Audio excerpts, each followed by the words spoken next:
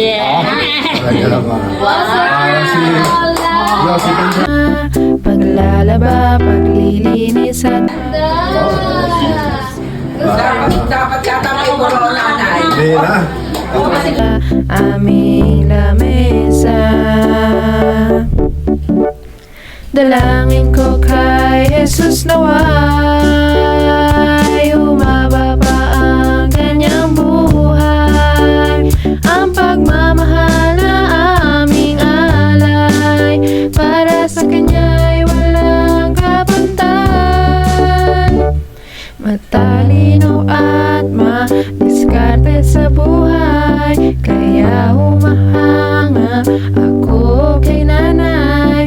Madisiplina siya, ayaw na ayaw ng pasaway. Magandang asal ay itinuro nila ni tatay.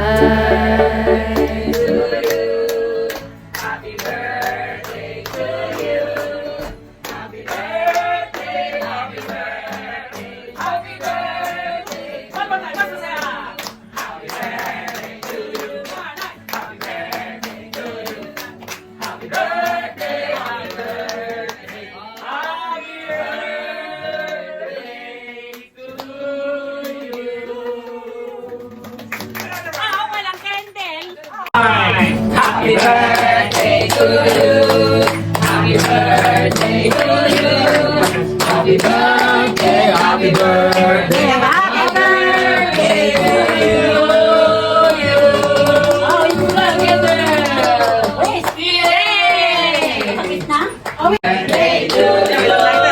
Happy birthday to you. Hi, si Karen. Happy birthday, happy birthday. Happy birthday to you. Wish.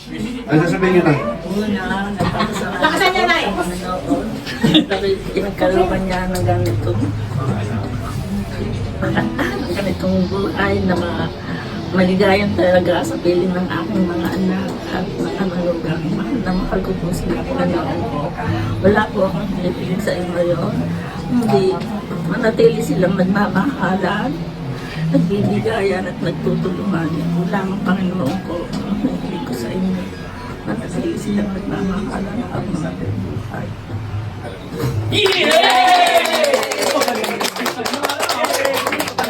Magpasalamat sa Panginoon sa 90 years na pinagkaloob kay Nanay sa blessing. So tayo manalangin.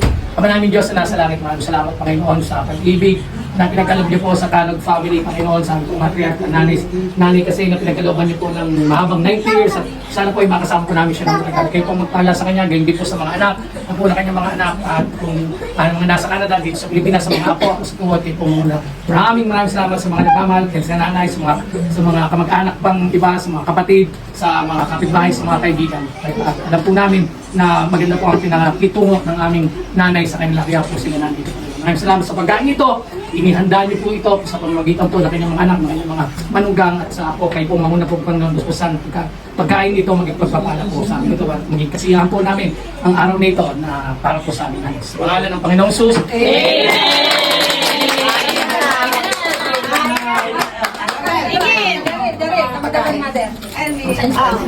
Dalangin ko kay Jesus naway humaba pa ang kanyang buhay. Ang pagmamahal na aming alay para sa kanya'y walang kapantay. 10 magkakapatid kami pinag-aral, pambayad sa eskwela'y lubos nilang pinagal. Mula sa pagsasaka ni tatay,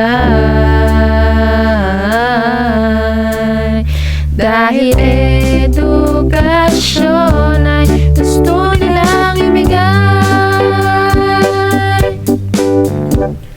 Dalangin ko kay Jesus naway humaba pa ang kanyang buhay. Ang pagmamahal na aming alay para sa kanya'y walang kapantay. Dalangin ko kay Jesus naway